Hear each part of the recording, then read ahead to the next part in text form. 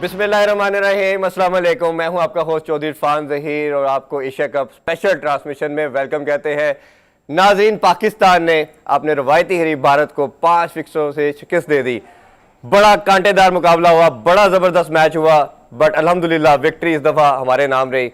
इस पर बात करने के लिए हमारे साथ मौजूद है द वन एंड ओनली मुजाहिद जमशेद। मुजाहिद भाई, पहले तो सबसे बहुत बहुत मुबारक हो आपको। आपको भी मुबारक हो, बल्कि आपके प्रोड्यूसर और पूरी टीवी की जितनी भी जो आपकी ट्रांसमिशन है उनको बहुत बहुत मेरी तरफ से मुबारक। और बड़ी मेरा ख्याल है कि मच नीडेड विक्ट्री थी, बिल्कुल, क्योंकि आपको एशिया कप में रहने के लिए ये चीज़ ज़रूरी थी कि आप आज इंडिया को हराते और फिर इंडिया अब जोर लगाएगा। अब पाकिस्तान एक पिछला मैच हारने के बाद लगता यही था कि अगर अगला मैच भी हार गया तो जो एशिया कप है उसमें इंटरेस्ट लोगों का कम हो जाएगा, लेकिन थैंक्स गॉड के बड़ा ज़बरदस्त। अच्छा, इसमें दो चीज़ें हैं। एक तो ये है कि बीइंग ए पाकिस्तानी हम हर एक से हार बर्दाश्त कर लेते हैं, भारत से हमारे से बर्दाश्त नहीं होती।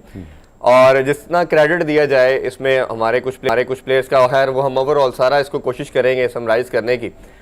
सबसे पहले दोनों मैचेस का थोड़ा कंपैरिजन मैं आपसे करना चाहूँगा। मेरे मानने में दोनों मैचेस के अंदर दोनों टीमें स्केर्ड खेली, खुल के नहीं खेली क्रिकेट। ठीक है। दोनों मुकाबले बड़े ज़बरदस्त हुए, लास्ट ओवर तक आए। यही स्पेक्टेटर व्यूअर देखना चाह रहे थे पूरी दुनिया की, क्योंकि पूरी दुनिया में इससे ज़्यादा, फीफा से ज़्यादा वर्ल्ड जो आपकी व्यूअरशिप है वो अब पाकिस्तान इंडिया के मैच की होती है। देखो इरफान, बात होती है कि जो उस वक्त करंट आपका अंदर हजूम बैठा होता है, क्राउड बैठा होता है, वो कितना इंटरटेन कर रहा है क्रिकेट को। आज देखा है, कभी हमारी पाकिस्तान जो वहाँ पे सपोर्टर बैठे हुए थे वो दुआएं कर रहे थे, कभी इंडियन जो है वो दुआएं कर रहे हैं। तो ये जो एक्साइटमेंट का लेवल था या क्रिकेट की जो खूबसूरती है वो ना सिर्फ ग्राउंड के अंदर नज़र आ रही थी बल्कि क्राउड में भी वो नज़र आ रही थी। इवन मैं इस मैचेस की बात करें कि जब अनाउंसमेंट हुई पाकिस्तान और इंडिया के मैचेस के हवाले से, तो एशिया कप की टिकट 5 मिनट में सोल्ड आउट हुई, और जो ऑस्ट्रेलिया में वर्ल्ड कप होने जा रहा है उसकी 3 मिनट्स और कुछ सेकंड के अंदर सारी टिकट सोल्ड आउट होगी। जब उन्होंने अनाउंस हुआ, उन्होंने पोर्टल ओपन किया, तो ये मेरा ख्याल है इससे ज़्यादा जल्दी तो किसी भी दुनिया में स्पोर्ट्स की इतनी व्यूअरशिप नहीं हो सकती जो एक राइवलरी हमारी और इंडिया की बन चुकी है। बिल्कुल, देखें ये अज़लों से चली आ रही है और जब तक मेरा ख्याल है हमारे जाने के बाद भी ये चीज़ें चलती रहेंगी। लेकिन सबसे जो ज़रूरी चीज़ होती है कि पूरी दुनिया में पाकिस्तानी भी हैं, इंडियंस भी हैं, तो वो जो दुनिया की किसी भी जगह पे क्रिकेट खेली जाए, लेकिन एक्साइटमेंट लेवल चाहे वो अमेरिका हो चाहे इंग्लैंड हो। उसी तरह मुझे याद है जब मैं इंग्लैंड में था तो एक गली के अंदर कोई 200-300 टैक्सी खड़ी थी। तो मुझे पता चला कि ये वो टैक्सी ड्राइवर हैं जो एक ही घर में खाना और सारा कोई अरेंजमेंट करके आज टैक्सी नहीं कर रहे बल्कि वो क्रिकेट मैच देख रहे। करोड़ों अरबों का नुकसान भी करते हैं, लेकिन एक्साइटमेंट का लेवल वही होता है। और जो मुहब्बे वतनी जिसको हम हमेशा कहते हैं कि यार अपने मुल्क के लिए खड़ा होना चाहिए, चाहे वो अपने मुल्क में हो चाहे दुनिया के किसी भी पार्ट में हो। तो हमने स्पोर्ट्स ऐसी, क्रिकेट खासतौर पे ऐसी चीज़ है जिसमें हमने लोगों को। अच्छा मुझे भाई, जीत की सेलिब्रेशन तो obviously we are excited today, और हम इसको एंजॉय भी करेंगे, सेलिब्रेट भी करेंगे, कुछ दिनों तक तो चलती रहेगी। अब कुछ टेक्निकल और जो पॉइंट्स हैं इसके, जो जीत के अंदर किरदार थे, उन पर भी बात कर लेते हैं। और जीत के अंदर कहते हैं कि आपकी जो डेफिशिएंसीज है कई दफ़ा छुप जाती है, लेकिन वो उस पर अच्छा कैप्टन या अच्छी टीम जो होती है वो अपनी कमियों कोताहियों को भी साथ साथ एड्रेस करती चली जाती है। सबसे पहले जिस तरह मैंने अभी आपसे क्वेश्चन किया, मुझे लगता है कि दोनों मैचों में कैप्टनसी उस लेवल की अप टू स्टैंडर्ड नहीं हुई। जो विराट कोहली के बाद रोहित शर्मा आए, बड़े सीजन कैप्टन है, बट थोड़े से खिंचे से कैप्टन नजर आए। बाबर, मैं शुरू से कह रहा हूँ कि लर्निंग कैप्टन है, ग्रेजुअली सीख रहा है। ऑब्वियसली बॉर्न कैप्टन वो नहीं है, जिस तरह हम ग्रेट इमरान खान या धोनी है, या धोनी की बात कर लेते हैं, या वसीम अकरम की भी हम बात करते हैं, तो वो सीखता चला जा रहा है।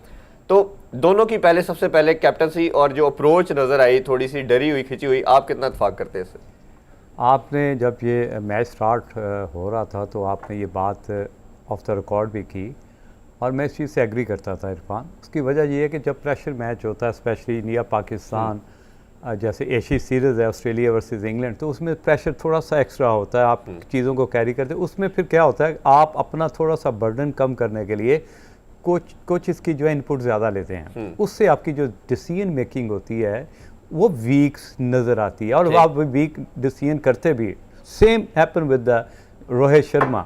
आपने नॉर्मली देखा होगा बाबर जो है वो ज़्यादा कोचेस पे डिपेंड करता है, क्योंकि सो फार जितने भी अभी तक कोचेस ने रिजल्ट दिए वो थोड़े से स्लाइडली बेहतर हैं पिछले टेनोर से अगर देखा जाए। अभी रोहित शर्मा कभी टीम का हिस्सा होता है, कभी टूर मिस कर देता है, तो काफ़ी चीज़ें वो लैक कर रहा है, और वो जो एक रिलेशनशिप होता है कोच का और कप्तान का, वो थोड़ा सा लैक कर रहे हैं। अच्छा, आपने एक चीज़ नोट की, जब ये रोहित शर्मा बात कर रहे थे, हार्दिक पांड्या को हिटिंग हो रही थी, तो बॉडी लैंग्वेज बड़ी मैटर करती है पांड्या की, और मैं नसीम शाह दोनों पे आपसे सेपरेट भी पूछता हूँ। पहले हम पांड्या की बात कर लेते हैं। लास्ट मैच का बेस्ट बॉलर वो रहा, और जिस तरह उसने 4 खिलाड़ी आउट किए और बड़ा पेस 145 के करीब भी जा रहा था, और शॉर्ट पिच बोले आज सबसे ज़्यादा रन उसने भारत की तरफ से कंसीड किए।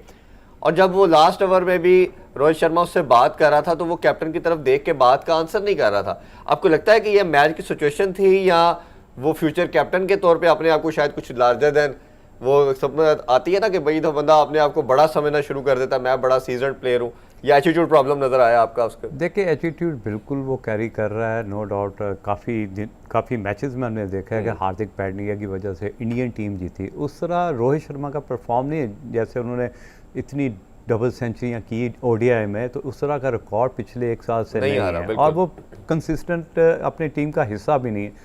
तो अब क्योंकि नई जो टीम एडिशन हुआ लास्ट आईपीएल का, उसमें एक टीम का कप्तान था हार्दिक पांड्या, जो कि चैंपियन हुई। जी, चैंपियन हुई, बिल्कुल। जब आप एक चैंपियन कप्तान को एक नॉन रेगुलर कप्तान के आगे फेंकते हैं, तो वो भी अपनी अथॉरिटी दिखाना चाहता है। उस अथॉरिटी का जो आपका एटीट्यूड है, वो फिर आप दिखाते हैं कि मैं परफॉर्म कर रहा हूँ, अपनी परफॉर्मेंस से टीम को भी जितवा रहा हूँ, अपनी कंट्री के लिए बेहतर परफॉर्म कर रहा हूँ, मैं आईपीएल का चैंपियन भी हूँ। तो वो एक सडन फील जो है ना, आपके कहने का मकसद ये है कि अगर कैप्टन नहीं करता तो वो अपनी समहाउ अथॉरिटी भी लूज कर जाता है। 100% ये हो नहीं सकता। अगर आप बाबर को देखें, अगर बाबर ने 2-3 मैच में और परफॉर्म ना किया, तो फिर वो इंडिविजुअल हो जाएगा, अपने लिए सोचना शुरू हो जाएगा, और जो अपने लिए सोचते हैं, तो जितने भी आप, मैं पहले वो नसीम शाह की बात कर लूँ, बाबर पे मैं आपसे एक सेपरेट क्वेश्चन पूछूंगा। दोनों तरफ से हमने देखा, हार्दिक पांड्या लास्ट मैच में बेस्ट बॉलर, इधर उसको सबसे ज्यादा रन कंसीड हुए। नसीम शाह हमारी तरफ से बेस्ट बॉलर, आज डे बॉल फर्स्ट से भारत जो प्लान करके आया, उन्होंने टारगेट किया नसीम शाह को, और बहुत ज़्यादा ऑलमोस्ट 50 के करीब उन्होंने रन कंसीड किए। तो ये प्लान आपको लगता है, या बॉलिंग अच्छी नहीं की नसीम शाह ने? देखिए, अगर आप पहला बॉल देखें, 1 रन हुआ कि यार, अगले बॉल पे एक बॉल लेफ्ट किया रोहित शर्मा ने, उसके बाद उसने निकल के पॉइंट और एक्स्ट्रा कवर के ऊपर से चौका मारा, निकल के मारा। यही ग्रेट प्लेयर्स की निशानी होती है कि आप जो पिच रीडिंग है, उसकी अडेप्टेबिलिटी जो है ना, वो एक्स्ट्रा ऑर्डिनरी है। उसके बाद उसने खिंचे हुए बॉल को छक्का मारा, पहले ओवर में 11 रन किए। पिच थोड़ा स्लो था, और जो के बैट्समैनों ने उसको, लेकिन आज बाउंस बड़ा इक्वल था, अनइवन नहीं था जो लास्ट गेम में हमें नजर आया। उसमें जान थी, उसमें रस था, क्योंकि आपने देखा होगा कि जो भी बॉल मैच में 4 से 5 प्लेयर तो पाकिस्तान शॉर्ट पिच पे बॉल आउट हुए, क्योंकि पिच में जान थी। अगर आज देखें तो 2-3 बाउंसर मारे, पांड्या ने भी मारे और भुवनेश्वर कुमार ने भी मारे, लेकिन उनको फायदा नहीं हुआ, बाउंड्री के लिए लगी। तो ये वो माइंडसेट था। कई दफ़ा आप पिच जो है ना गलत रीड कर जाते हैं कि यार इस पिच में थोड़ा सा ग्रास है, जैसे हमने before start of the game बात की कि इस पिच में थोड़ी सी जहाँ फ्रेशनेस है, लेकिन उस तरह की फ्रेशनेस नहीं थी। कई दफ़ा आप रोल इतना अच्छा कर देते हो कि जिसकी वजह से जो ग्रास है, जो उसमें रस होता है, वो भी इक्वल हो जाता है। मैं साथ साथ अपनी टीम से रिक्वेस्ट करूंगा, जब मैन ऑफ द मैच भी आए और प्रेस कॉन्फ्रेंस भी हो, तो बाबर की एटलीस्ट हमें बात सुनानी चाहिए कि वो आज क्या बात करना चाह रहे हैं मैच के बाद। अच्छा, थोड़ी सी बात मैं आपसे करना चाहूँगा बाबर के हवाले से। पहले मैच जब बाबर आउट हुआ, तो मेरी आपसे ऑफ रिकॉर्ड बात हुई, फ़ोन पे हम अक्सर बात करते रहते हैं, डिस्कशन करते रहते हैं। आपने मुझे कहा कि बाबर एशिया कप में उस तरह परफॉर्म नहीं करेगा जिस तरह वो पहले करता आ रहा है, जिस तरह की उसकी फॉर्म लगी हुई है। ऑल्दो वी ऑल नो कि वो सब नंबर 1 बैट्समैन है, ओडीआई में भी और T20 में। ये क्या रीज़न थी? और हमने देखा 2 मैच उसके बाद भी गुजर के परफॉर्म नहीं कर पाए, और आज का डिसमिसल भी ऐसे ही लग रहा था इट्स मेयर प्रैक्टिस, कि आपने मिड विकेट पे प्रैक्टिस कराई है कैच की। तो वो आप कैसे आपने उसको रीड किया एज ए कोच? बाब, उसमें 2 चीज़ें थी कि किसी भी सूरत में विराट को परफॉर्म करना था। विराट भी before start of Asia cup एक सडन प्रेशर कैरी कर रहा था, और बहुत मीडिया उनकी तरफ देख रहा था, क्योंकि 3 साल से वो परफॉर्म नहीं कर रहे हैं, सेंचुरी खास तौर पे सेंचुरी नहीं किया। और अगर आप उसका आईपीएल का रिकॉर्ड देखें, उसमें भी परफॉर्म नहीं किया, टोटली फ्लॉप था। तो वो क्योंकि जब यहाँ पे मीडिया भी ज़्यादा है, इसमें क्रिकेट की सूझबूझ रखने लोग ज़्यादा हैं, कमेंटेटर्स बड़े हैं, जैसे वसीम अकरम हो गया, रवि शास्त्री हो गया, उनकी से और उनकी जो वर्ड्स की वैल्यू है वो बहुत ज़्यादा उनकी से है, क्योंकि यही वो प्लेटफॉर्म है जहाँ पे आप परफॉर्म करके अपनी से मनवाते हो या अपनी अथॉरिटी मनवाते हो। तो ये हाई प्रेशर गेम थोड़ी सी सूट करती थी विराट कोहली को, जो जिसकी वजह से मैं कह रहा था। अच्छा, विराट कोहली का मैं एक और आपसे इस पे पॉइंट लेना चाहूँगा। विराट कोहली आल दो कि हम देख रहे हैं कि तीनों मैचेस में परफॉर्म किया उन्होंने, बट हमने देखा है कि वो क्लास जो उनसे एसोसिएट की जाती है फ्री हिटिंग के लिहाज से, जब खासतौर पर जब वो 15-20 बॉलें खेल लेते हैं और उसके बाद जो पावर हिटिंग करते हैं वो T20 के अंदर भी, वो हमें समहाउ नहीं मिल पा रही। और आज भी देखा हमने कि जिस तरह का स्टार्ट KL राहुल ने और रोहित शर्मा ने प्रोवाइड कर दिया था, विराट लास्ट ओवर तक गए हैं, उसके बाद फर्स्ट विकेट के बाद तीसरे नंबर पे आए, एंड में वो उस तरह फिनिश नहीं कर पाए, जिसकी वजह से उनको 15-20 रन का टोटल जो है पाकिस्तान ने वापस खींच लिया। हाल दो के 2 गेंदों पे 2 चौके फखर ने करवा दिए, बट फिर भी विराट कोहली में आखिरी ओवर में जिस तरह हमने पूरा ओवर ही समहाउ बीट किया उन्होंने, तो आपको लगता है कि अभी भी वो स्ट्रगल कर रहे हैं, वो जो अपनी प्रीवियस क्लास थी उसको गेन करने में टाइम लग रहा है उनको? देखिए, अभी कभी भी एज जो ब्रैकेट है उसको कभी भी डिस्कार्ड नहीं करना चाहिए, क्योंकि हम बात करते हैं कंटिन्यूसली। अगर एक प्लेयर 20 साल का है तो हम उसके 35 ईयर्स में भी उसी तरह की बात करते हैं कि जी उसी तरह हम उसको देखना चाहते हैं, लेकिन टाइम के साथ साथ उसकी रिफ्लेक्सेस भी स्लो होते हैं, उसका इंटरेस्ट भी लूज़ होता है, क्योंकि जो भी आप किसी भी टॉप प्लेयर की अगर पीक का टाइम देखें 6 से 8 साल ही होता है, इससे ज़्यादा नहीं होता। ख़ास तौर पे वो प्लेयर जो तीनों फॉर्मेट खेलते हैं, T20, ODI या टेस्ट क्रिकेट, उनकी बहुत ज़्यादा एनर्जी जो है वो कंज्यूम होती है, जिसकी वजह से वो उनकी परफॉर्मेंस और फटीक की वजह से आपको मैं फिर दोबारा इधर रोकना चाहूँगा। जिस तरह आपने तीनों फॉर्मेट का बर्डन की बात की, शुएब अख्तर ने भी कल एक बयान दिया है। शुएब अख्तर का भी कहना यही है कि क्योंकि वो ऑब्वियसली हम उनकी बहुत फॉलोइंग है, बात सुनी जाती है उनकी, उन्होंने कहा कि अब ये टाइम आ गया है, विराट कोहली आल दो रन्स कर रहे हैं बट उस तरह नहीं कर पा रहे जिस तरह की उनके बैट से बॉल से रन्स होते थे, स्ट्रगल करके रन्स कर रहे हैं।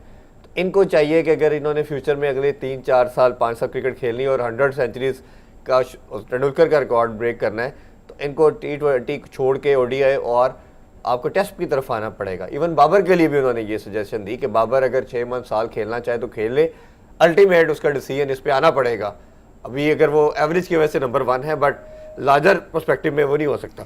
तो उसमें आपका क्या टेक है? मेरा टेक ये है कि अगर बाबर और विराट कोहली की कंपैरिजन करें तो विराट कोहली का बॉलर्स के ऊपर इम्पैक्ट ज़्यादा है। एक सडन प्रेशर होता है जब वो बॉल करते हैं। अगर गेल को बॉल करेंगे तो एक बॉलर जो है जब भागता है तो एक प्रेशर कैरी करके चलता है, और उस क्योंकि इनके पास शॉट ऑफ रेंज बहुत ज़्यादा है, तो बैट बॉलर के लिए तो बड़ा छोटा चांस होता है कि मैं बॉल करूं तो करूं कहाँ। बाबर के लिए बॉल करना इतना प्रेशर नहीं होता बॉलर पे, क्योंकि थ्रू द लाइन खेलता है, मिस्टेक कम करता है, चांस कम लेता है। तो बाबर को बॉल करना या बाबर की T20 क्रिकेट 1 साल 2 साल के बाद उसको छोड़ देना कोई हैरान कुन बात नहीं है। लेकिन विराट कोहली बॉलर के ऊपर एक प्रेशर होता है, ये वो फ़र्क है नॉर्मली जो हम कंपैरिजन करते हुए भूल जाते हैं, क्योंकि हम बोल देते हैं कि जी विराट कोहली और बाबर एक जैसे प्लेयर हैं। 34,000 रन में और 10-12 हज़ार रन में बड़ा ऑब्वियसली फ़र्क है। उसने 5-5 सेंचुरी टेस्ट क्रिकेट में कंटिन्यूसली की हैं और मुल्क से बाहर की हैं। तो कोई भी कंपैरिजन हो, थोड़ा सा टाइम लेना चाहिए, थोड़ा टाइम देना चाहिए। मुझे बड़ी अच्छी तरह याद है कि बाबर जब इंग्लैंड में खेल रहा था तो माइक आर्थरटन, नासिर हुसैन, इस तरह के जब कमेंटेटर होते हैं बॉक्स के अंदर, तो वो जल्दी तारीफ़ नहीं करते हैं, क्योंकि वो एक मेजरमेंट के साथ चलते हैं। उनकी एक कैलकुलेशन होती है, क्योंकि उनके मुंह से निकला हुआ वर्ड वो समझे कि हरफ आखरत होता है। तो क्रिकेट के भी जो रियल पंडित हैं वो अभी कंपैरिजन नहीं करते विराट कोहली और बाबर को, क्योंकि बाबर फ्लोर पे खेलता है, वो चांस लेता है जिससे बॉलर के ऊपर प्रेशर होता है। तो वो ये चीज़ें हैं जो मैं समझता हूँ कोहली की प्लस पॉइंट में है। अभी उसकी 2 साल 3 साल क्रिकेट है T20 में, ये डिपेंड करता है कि वो आया इंडिया का क्रिकेट बोर्ड जो है उसको खिलाना चाहता है या नहीं खिलाना चाहिए। उनके पास बैकअप कैसा है? बैकअप बहुत अच्छा है। आपके पास बैकअप उस तरह का नहीं है जिस तरह इंडिया का बैकअप है। अच्छा, अभी कुछ आज के मैच और परफॉर्मेंस के ऊपर भी बात कर लेते हैं, और इसी को हम इसी कोऑर्डिनेशन में लेके चलते हैं जो कि आगे आने वाले मैचेस के हवाले से भी है। सबसे पहले ओपनिंग की हमने बात की, बारहा बात की कि बाबर को तीसरे नंबर पर आना चाहिए, वो सक्सेसफुल नहीं हो सकता। आज भी देखा हमने पहले 6 ओवर में 44 रन किए, भारत का 66 के करीब था, तो 20-25 रन हमने वही बात हमेशा की दूसरी ओपोजिशन से पीछे होते हैं, तो आज भी सेम वही साबित हुआ। इसी तरह बाबर भी यूटिलाइजेशन उस तरह नहीं कर पाया, फ़खर भी हमने ज़ाया किया, दायरा ज़्यादा हो गया उसका फ़खर का, जब दायरे के बाद वो हिटिंग करने लगा तो अनफॉर्चुनेटली हमें पता है कि आउट हो भी सकता है इंसान, वो आउट हो गया। तो ये एक मिस्टेक फिर वही हुई। दूसरा रिजवान की आज इनिंग्स, आल्दो के शुरू में इतनी फ्लुएंट नहीं थी बट उसने कैरी किया, साथ साथ सब प्लेयर्स को खिलाया, उसको कैसे रेट करते हैं आप?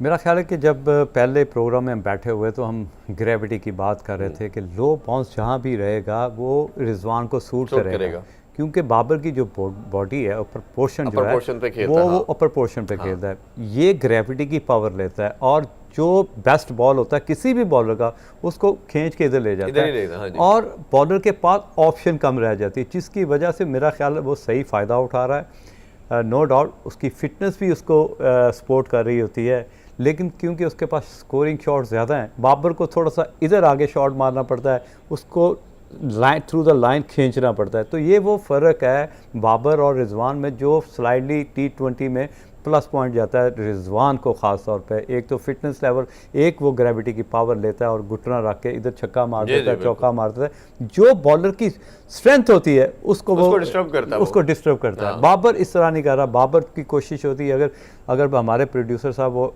उसकी जो 3 इनिंग की जिस तरह वो डिसमिसल हुए हैं अगर वो दिखाएं तो मैं आपको एक्सप्लेन कर सकता हूं कि जितने भी एक दफ़ा कॉटन बोल्ड हुआ हांगकांग के खिलाफ, आज वो शॉर्ट मिड विकेट पे रोहित शर्मा के, उसकी वजह ही कि जब आपको स्ट्रगल करनी पड़ रही हो अपनी गेम प्लान करने में कि आया मैंने विकेट पे स्टे करना है और बाकी प्लेयर्स को अपने इर्द गिर्द खिलाना है या मैंने एक्सेलरेट करना है या अटैक करना है, तो इन बिटवीन फंसे हुए हैं। यही वो रीज़न थी जिसकी वजह से आपको मैं कह रहा था कि बाबर एशिया कप में उस तरह परफॉर्म नहीं करेगा, क्योंकि इन बिटवीन फंसे रहेंगे।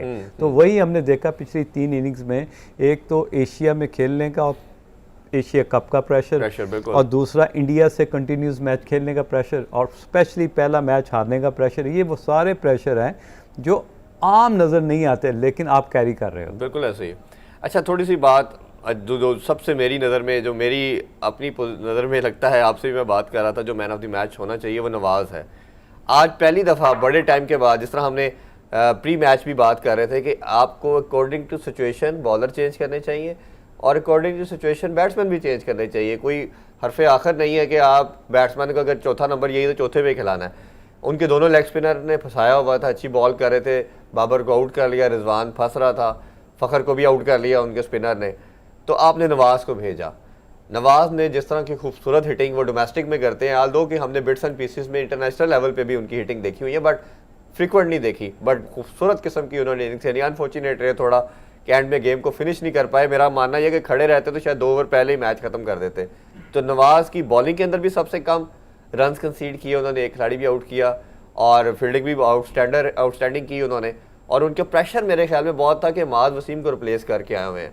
अमाद की परफॉर्मेंस भी कोई बुरी नहीं थी, बट ऐसे प्लेयर जो पाकिस्तानी टीम का 5-6 साल से परमानेंट मेंबर था, उसको रिप्लेस करके आना और आज इस तरह की शानदार परफॉर्मेंस दी, नवाज़ को कैसे देखते हैं? आपने बात की इमाद को मैंने भी कोच किया हुआ है, लेकिन सबसे जो इम्पोर्टेंट चीज़ होती है वो होती है इरफान के बैट्समैन के अंदर किस बॉलर का फियर है। इधर से कंटिन्यू करते हैं, बाबर आजम प्रेस कॉन्फ्रेंस में मौजूद हैं, वो पहले सुनते हैं फिर तबसरा करते हैं। जी आप बात हो रही थी कि एक सडन जो फियर होता है कि आया अमाद का ज़्यादा फियर होता है बैट्समैन के अंदर। मैं समझता हूँ कि इमाद बहुत इजी बॉलर है, ये क्योंकि ब्रेक भी करता है, मिडल से भी ब्रेक करता है, वहीं से सीधा करता है, अंदर भी लाता है, फ्लाइट भी करता है, तो वेरिएशन ज़्यादा है। तो बैट्समैन के अंदर एक जो फियर होता है वो इम्पैक्टफुल वो नवाज़ का है। साथ साथ मैन ऑफ द मैच भी देखते जाते हैं। जी आपने गुफ्तगू सुनी, मोहम्मद नवाज़ मैन ऑफ द मैच थे। अभी उसी की बात ही कर रहे थे कि लगता यही था कि मोहम्मद नवाज़ ही होंगे और बड़ी खूबसूरत और टेक्निकल बातें की उन्होंने प्रेस कॉन्फ्रेंस के अंदर। यहाँ पे बैठ के हम तो कर ही रहे थे, लेकिन उसकी तरफ से बेसिकली यही फ़र्क है। आज हम आपके प्रोग्राम के थ्रू ये भी लोगों को बता देते हैं, बड़े ऐसे लोग हैं जिनको मैं जानता हूँ, वो कहते हैं जी इमाद और ज़्यादा बेहतर था इससे, लेकिन जब भी नवाज़ ने अभी जो मैन ऑफ द मैच लेने के बाद बात की है वो ये है कि ये डाउट क्रिएट करता है, is a expert in creating a doubt. जी और वही डाउट होता है जो बैट्समैन को कंफ्यूज रखता है 4 ओवर के, यार इसको मैं हिट करूं या इसका टाइम गुजारूं। हाँ। और ये उस चीज़ में कामयाब हो चुका हुआ है कि बैट्समैन को। और उन्होंने बड़ी खूबसूरत बात की कि 2-3 में सीधी बॉल रखता था, एक आधी टर्न कर देता था, यानी कि वो डेलिब्रेशन जो है स्पिनर की तरफ से डाउट क्रिएट करना हाँ। बैट्समैन के माइंड में, और यही सक्सेस होती है। क्योंकि क्रिकेट सिर्फ ये नहीं कि आपकी टेक्निक अच्छी है, बेसिकली टैक्टिकली गुड होना भी आपके लिए बड़ा इंपॉर्टेंट है। और जिस तरह इन्होंने ये बात की है तो टैक्टिकली तो उन्होंने प्रूव कर दिया, और जिस तरह उन्होंने बैटिंग में हिट किया और उसने बड़ा एक स्ट्रॉन्ग मैसेज दिया, यंगस्टरों को भी बहुत स्ट्रॉन्ग मैसेज दिया है कि मेरे में क्लैरिटी बहुत थी। क्लैरिटी ये थी कि थ्रू द लाइन मारना है। कई दफ़ा आप क्या होता है हाई प्रेशर गेम में ज़्यादा ज़ोर से बल्ला पकड़ लेते हो और ऑसम के बॉल को आप मिड विकेट खींच जाते हो, जिस तरह आसिफ ने आगे एक खिंचे हुए बॉल को इधर खींचने की कोशिश की और बड़ा आसान कैच छोड़ दिया जो कि उनको कॉस्ट की है, क्योंकि अगली बॉल पे उसने छक्का मारा, फिर चौका मारा, आपके लिए वो गेम जीत के चला गया। नवाज की थोड़ी सी मैं मजीद बात करूं तो एक ऐसा प्लेयर जिसको शुरू में 1.5-2 साल पहले अगर बात करते हैं, इनको गालबन पहला जो अपॉर्चुनिटी कम बैक के बाद मिला वो साउथ अफ्रीका सीरीज़ के अगेंस्ट मिला, और इसमें इन्होंने 2 मैचेस 3 में से जिताए। फिर उसके बाद ये ऑन एंड ऑफ टीम का पार्ट रहे, लेकिन जब भी इनको अपॉर्चुनिटी मिलती रही ये वेल करते रहे। उसका फ़ायदा इनको ये मिला कि ये T20 के बाद ODI का पार्ट भी बने, और अभी रिसेंट हमने देखा है टेस्ट सीरीज़ जो श्रीलंका के अगेंस्ट भी हुई, दोनों टेस्ट खेले और दोनों टेस्ट में बड़ी अच्छी बॉलिंग भी की इन्होंने। और बैटिंग के अंदर इतनी मैच्योरिटी रखना कि अगर आपको इस तरह के क्रच टाइम के ऊपर, इतने मुश्किल टाइम के ऊपर जहाँ 10-11 का रन रेट रिक्वायर्ड है और 20 गेंदों पे 42 करना, और फील्डर भी सारे फैले हुए हैं, तो मेरा ख्याल है एक बहुत बड़ी इसको रेट करना चाहिए सीरीज को। आप जिस तरह आपने मोमेंटम बनाया बॉलिंग में, उसी तरह आपने आके बैटिंग में मोमेंटम बनाया, तो इस मोस्टली कई दफ़ा आपको मोमेंटम ही लेके चला जाता है, क्योंकि इतने अच्छे मोमेंटम में इंडिया बैटिंग कर रहा था, 70 रन पे कोई विकेट नहीं था आई थिंक के। उसके बाद नवाज आया, नवाज ने उनका मोमेंटम ब्रेक किया और थोड़ा सा अपनी पाकिस्तान क्रिकेट टीम को एक होप दी कि 170-180 हम टारगेट, क्योंकि 2+ हो जाए, 200+ हो जाए तो जब मुश्किल होता है, एक विकेट गिरने से आप 1-2 ओवर पीछे चले जाते हैं। वो जो होप दी कि उनको रिस्ट्रिक्ट करके 180 पे, वो भी क्रेडिट नवाज को जाता है। उसके बाद ये क्रेडिट देना पड़ेगा बाबर को, जिस तरह उसने सरमनी में बात की, मैच पोस्ट में उन्होंने बात की कि जी मैंने पिछले मैच में 4 बॉलों पे 4 छक्के लगाने वाले खुश दिल को नहीं भेजा, मैंने नवाज पे चांस लिया। कई दफ़ा as a captain, as a जो आपके थिंक टैंक होते हैं, उनकी अंदर एक सडन फीलिंग आती है कि मुझे लगता है कि जिस तरह इसने अच्छी बॉलिंग की, इंडिया का मोमेंटम ब्रेक किया, आज इसका अच्छा दिन है, इसको यूटिलाइज सही करो। इन्होंने इसी तरह यूटिलाइजेशन किया जैसा जडेजा के दोनों एक्सपेक्ट आपने किया, आज हमने किया, तो उसका फायदा ले लिया। हम कोशिश उनका हुआ था। अगर मैच की बात करें इरफान, होना यही चाहिए। उन्होंने आखिरी ओवर के चौथी बॉल पे मैच जीता, उसी तरह उनको 22 रन चाहिए थे, आपको 26 रन चाहिए थे, आखिरी बॉल पे आपको भी आखिरी ओवर में 7 चाहिए थे, उनको भी 7 चाहिए थे। और मेरा ख्याल है अकॉर्डिंग टू सिचुएशन आपको अगर मूवमेंट अपनी चेंज करनी पड़े तो ये बड़ा जरूरी है। अभी एक छोटा सा कमर्शियल ब्रेक लेते हैं जी, इधर से ही वापस आके डिस्कशन को कंटिन्यू करें, कहीं ना जाइए, हमारे साथ रहिए। Welcome back in sports club and you are watching special transmission Asia cup. जी, बड़ा मुकाबला, बड़ा टाकरा, लंबी डिस्कशन, सब कुछ जारी है और सेलिब्रेशन तो साथ साथ खुशी तो चल ही रही है। अच्छा, हम बात जिस तरह हम बाकी प्लेयर्स की एक और बात करते हैं 2 प्लेयर्स की, ख़ास तौर पे हमारे फिनिशर जो हैं खुशदिल शाह और आसिफ अली, दोनों पे काफ़ी ज़्यादा बात। खुशदिल शाह ने तो लास्ट मैच में भी जिस तरह आखिरी ओवर में 4 छक्के मारे 4 कंसेक्टिव बॉल्स के ऊपर, बड़ा अच्छा फिनिश किया। आज भी उन्होंने एक बड़ी कंट्रोल्ड इनिंग्स खेली, कहीं एग्रेशन चाहिए थोड़ा बहुत दिखाया भी, बट जिस तरह फ्रीली खेलना चाहिए तो वो थोड़ा सा शायद उन कॉन्फिडेंट ज़्यादा थे कि हम कर जाएंगे। और आसिफ अली का 2 के चांस मिला, but it's a part of game, chance तो प्लेयर्स को मिलते हैं, पार्ट ऑफ गेम। हाँ जी, बट दोनों ने बड़ा अच्छा फिनिश किया। एंड में आखिरी बॉल पे आके इफ्तिखार ने भी, वो आज जो आप बताया आपने उनकी बर्थडे थी, तो उन्होंने भी फिनिश किया। तो पर्टिकुलरली आसिफ अली और खुशदिल शाह की इनिंग्स को जब 35 समहाउ और रन चाहिए थे दोनों का खेलना, कैसे देखते हैं उसको? देखिए, जो आपका रोल है, जो आपको रोल दिया जाता है, तो यही 10-12 बॉल का रोल है जी। और अगर आप उसमें सही तरह से काम करते हैं तो यू आर सक्सेसफुल। कप्तान हैप्पी, आप हैप्पी, और आप जब एक आपके ऊपर टैग लग जाता है कि आप एक मैच फिनिशर हैं। देखिए, 10-12 बॉल खेलने के बाद अगर आपके ऊपर इतना बड़ा टैग लग जाए कि you are a match finisher, इसका मतलब है कि आप तो अगले 2-3 साल तो टीम से बाहर होते नहीं हैं। क्योंकि एक कप्तान के अंदर एक सडन होप होती है कि खुश दिल हो या आसफ हो, ये अगर 10 मैचों में एक मैच फिनिश करके आते हैं और इनकी वजह से मैच जीता जाता है, तो अगर ओवरऑल इसको कैलकुलेट किया जाए कि अगर आप 10 मैचों से एक मैच जितवाते हैं इस 100%, और वो काम कर रहे हैं अपना, कर रहे हैं, बिल्कुल ठीक बात, वो बिल्कुल 100% काम कर रहे हैं। मुझे याद है कि नवाज जब मैन ऑफ द मैच हुआ था जिम्बाब्वे के ख़िलाफ़ मेरा ख्याल, तो उस पर काफ़ी क्रिटिसाइज़ किया जा रहा था कि जी 17-18 मैच खेल गए या 20 मैच खेल गए तो अभी तक मैन ऑफ द मैच नहीं हुआ। तो जिस दिन वो मैन ऑफ द मैच हुआ तो बड़ा खुश था और उसने ये चीज़ अनाउंस की कि जी मैं आज मैच पहला मेरा मैन ऑफ द मैच है। तो मैन ऑफ द मैच का मतलब ये है कि आपकी वजह से टीम जीती, बाकी तो कंट्रीब्यूट कर रहे होते हैं। उसकी एक और भी चीज़ मैंने नवाज की देखी है, अगर वो मैच विनिंग परफॉर्मेंस बेस्ट नहीं है तो वो कंट्रीब्यूशन थोड़ी बहुत उसकी ज़रूर होती है। Tactical Irfan is a tactically good, क्योंकि अगर आप उसको ओवरऑल ग्राउंड के अंदर भी ऑब्ज़र्व करें और उसके एनालिसिस करें, क्योंकि सिर्फ आप ये नहीं कि वो सिर्फ बॉलिंग कर रहा है या बैटिंग में आ गया, उसको जो रोल दिया गया है, अगर उसको ग्राउंड के अंदर भी देखें, जो दायरे के अंदर जब वो फील्डिंग कर रहा था तो उसको काफ़ी वो टैक्टिकली अपनी मूवमेंट शो कर रहा होता है कि 100% इन होता है। कई दफ़ा जैसे आज आपने फ़खर ज़मान को देखा, क्रूशल टाइम पे 2 चौके करवा दिए, तो कई दफ़ा एक चौका भी आपके गले में फंस जाता है। जैसे जिस तरह आज वो उसने कैच छोड़ा, लॉलीपॉप कैच छोड़ दिया, अब वो जब तक लोग उसको भूल नहीं जाएंगे उसके गले में पड़ा रहेगा। तो अगर आज खुदा ना खास्ता अगर मैच हार जाते, जितना बुरा शॉट मारा, थोड़ी सी गेम में अब वापस आए फ़खर ज़मान और जब रिजवान बैटिंग कर रहे थे, उस सिचुएशन में इतना बुरा शॉट मार के टीम को फंसा के चले जाना जी, तो ये भी आपकी जान नहीं छोड़ती। यानी वे आज हम मैच जीते हैं तो जो छोटी छोटी आपके वीक पॉइंट होते हैं, वो डेफिशिएंसीज को भी साथ एड्रेस करना जरूरी है, बिल्कुल डिस्कस करना चाहिए। हमने कप्तान के ऊपर भी काफ़ी बात की कि काफ़ी मैं थोड़ा सा आपका पॉइंट लेना चाहूँगा भारतीय बॉलिंग के ऊपर भी। प्री मैच भी हम बात कर रहे थे कि बहुत बुमराह के बाद कोई ऐसा एक बॉलर हमें नज़र नहीं आता जो ट्रबल मेकिंग किस्म का बॉलर है और सिंगल हैंडली जिस तरह गेम को वे ले जाता है, जिस तरह हमारे शहीन है उनका बुमराह है। बाकी एक कहना इंटरनेशनल बॉलर है, बट हमें कुछ हमारे सीनियर क्रिकेटर का कहना भी ये है कि क्लब लेवल के बॉलर है। चले हम उस जगह पे रेट नहीं करते, बट इतने थ्रेटनिंग नहीं है जिसको कहना कोई आते साथ ही 2 आउट कर देगा, कोई यॉर्कर मारेगा और इस तरह की परफॉर्मेंस। वो हमें नज़र आया कि उस तरह का जितना बड़ा टारगेट था पाकिस्तान ने somehow easily target chase कर लिया।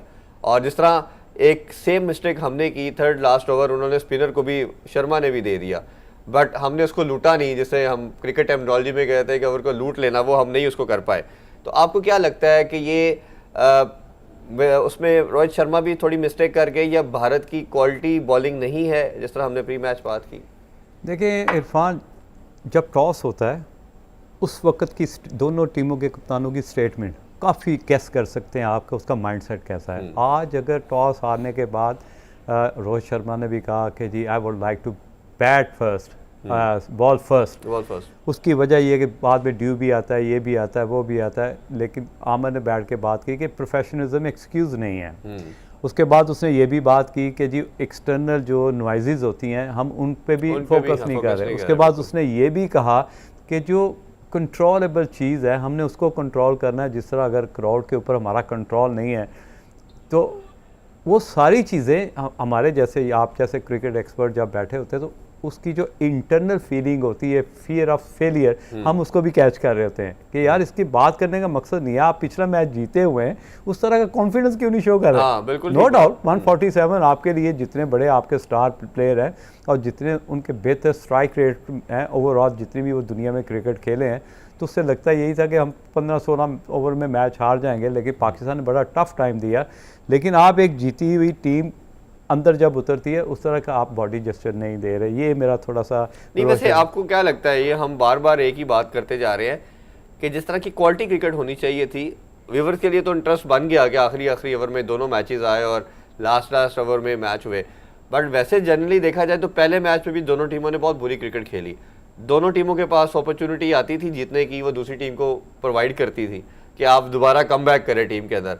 बड़ी टीम जो होती है जब उसको अपॉर्चुनिटी मिलती है अपर हैंड का मौका नहीं देती। बड़ी अच्छी तो हमने दोनों टीमों ने पहले मैच में भी इस तरह क्रिकेट खेली। आज भी भारत ने जिस तरह का स्टार्ट लिया था पाकिस्तान से सिंगल हैंडली गेम को अवे लेके जा सकता था। अगर 200 प्लस हो जाता तो हम जितनी मर्जी एफर्ट कर लेते, हम गेम से अवे थे।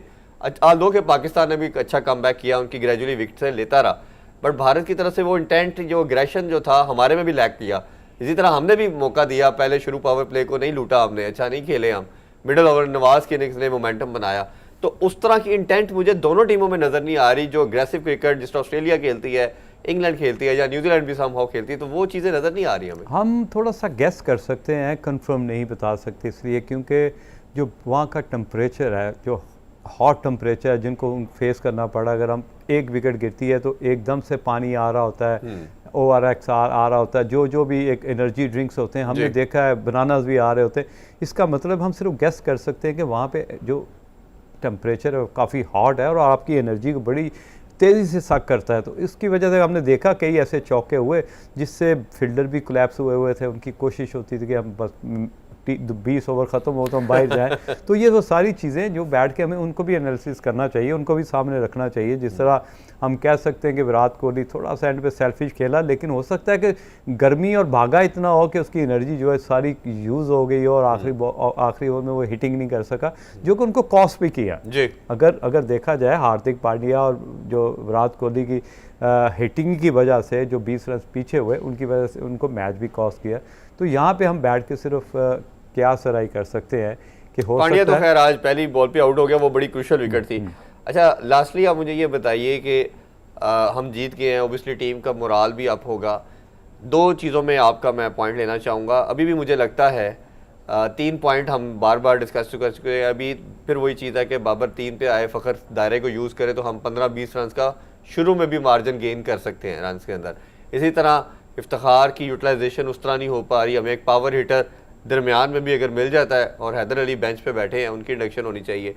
और बॉलिंग के अंदर भी हसनैन आए, एक पहला ओवर थोड़ा अच्छा किया, उसके बाद उनको भी आज काफ़ी रन कंसीड हुए। हारिस रऊफ ने एंड में आज अच्छे बॉल्स किए, क्योंकि पुरानी बॉल से अच्छी बॉल करते हैं, बट आज अच्छा उन्होंने आखिरी ओवर किया। कई दफ़ा इरफान होता है कबूल कर लेना, किसी चीज़ को कबूल कर लेना कि जो मेरे पे क्रिटिसाइज़ कर रहे हैं, या इरफान ने बैठ के टीवी पे बात की जी बाबर T20 का प्लेयर नहीं है, या उस तरह की पावर हिटिंग नहीं करते जो पहले 6 ओवरों में दुनिया की दूसरी न्यूजीलैंड, ऑस्ट्रेलिया, इंग्लैंड, इवन के इंडिया जिसका यूटिलाइज सही करते हैं, हम उसको यूटिलाइज नहीं कर रहे। अगर आप नंबर चेंज करेंगे तो आपने ऐलान कर देना है कि मैं T20 का प्लेयर नहीं हूँ। आप अपना ऐलान नहीं करना चाहते, जो कि चाहे आप उसको ज़िद में ले लें, चाहे आपकी परफॉर्मेंस या ओवरऑल जितना दुनिया में आपने नंबर 1 नाम बनाया, वो सारी चीज़ों को कैरी करते हुए आप अपना नंबर एक्चुअली टीम तो पाकिस्तान की है ना जी, आपने उसकी इंप्रूवमेंट के लिए एरिया ऑफ मार्जिन और एरिया ऑफ इंप्रूवमेंट तो हमेशा रहता है। जब आप हार जीत की बात करते हैं तो सो फार बाबर आजम की जो रेशो है जीतने की वो ज़्यादा है, तो ये भी उसके पास प्लस पॉइंट है। जब वो अगर हारेगा तो वो तो खुद ही स्टेप डाउन हो जाएगा। तो वो सारी चीज़ें हैं। लेकिन बड़े मैच के लिए, बड़े मैच की बात करें या बड़ी टीम के अगेंस्ट बात करें, तो हमें आप एनालाइज करते हैं ना बैठ के, जैसे हम अभी एनालाइज कर रहे हैं कि ये चीज़ें प्रॉब्लम है, इनको एड्रेस किया जा सकता है। तो अगर वो इसको कर लिया जाए, मेरा नहीं मानना कि आप लॉन्गर रन के लिए करें या एक सीरीज़ के लिए कर लिया जाए, 2-4 मैचेस के लिए कर लिया जाए, तो और अब तो मिकी आर्थर की भी कल स्टेटमेंट आ गई है, उन्होंने भी कहा कि देखें मिकी आर्थर की स्टेटमेंट आ जाना, उसको इतना ठीक है, हमारा कोच था, साउथ अफ्रीका से खेला भी है, उसके भी अपनी एक पॉइंट ऑफ व्यू होंगे, लेकिन हम भी यहाँ पे बैठे हुए हैं, हमारी आपकी भी एक असेसमेंट है। मैं वैसे बता रहा हूँ कि हाँ, कि सबका मानना अब यही हो रहा है कि बाबर को तीसरे नंबर पे आना चाहिए। लेकिन बात ये है कि आपकी भी उतनी ही इम्पोर्टेंस है बात करने की जितनी मिकी आर्थर की है। आप भी उसी तरह लॉजिकली बात करते हैं जिस तरह वो लॉजिकली बात करता है। नो डाउट उसने बाबर के साथ टाइम ज़रूर गुजारा है और उसकी साइकी को भी समझता होगा उसने, उसके साथ चलें। इसमें अब टाइम ख़त्म हो जाता है और इसलिए बात का मकसद ये था कि बाबर की उनकी ही कोचिंग में आया, टीम का पार्ट, काफ़ी टाइम गुजारा है। अभी इजाज़त लेते हैं जी, बड़ा ज़बरदस्त आज का दिन रहा, पाकिस्तान ने विक्ट्री अपने नाम की और अभी इस ग्रुप स्टेजेस के 2 मैचेस हमारे पाकिस्तान ने खेले। उम्मीद करते हैं पाकिस्तान दोनों मैचेस खेले और नेक्स्ट संडे को जो फाइनल होगा इंशाल्लाह ताला पूरी दुआ और उम्मीद है कि पाकिस्तान टाइटल भी अपने नाम करेगा और फिर हम इसकी खुशी का जश्न भी मनाएंगे। नाज़रीन, अपना बहुत सा ख्याल रखें। अल्लाह हाफिज़। पाकिस्तान जिंदाबाद।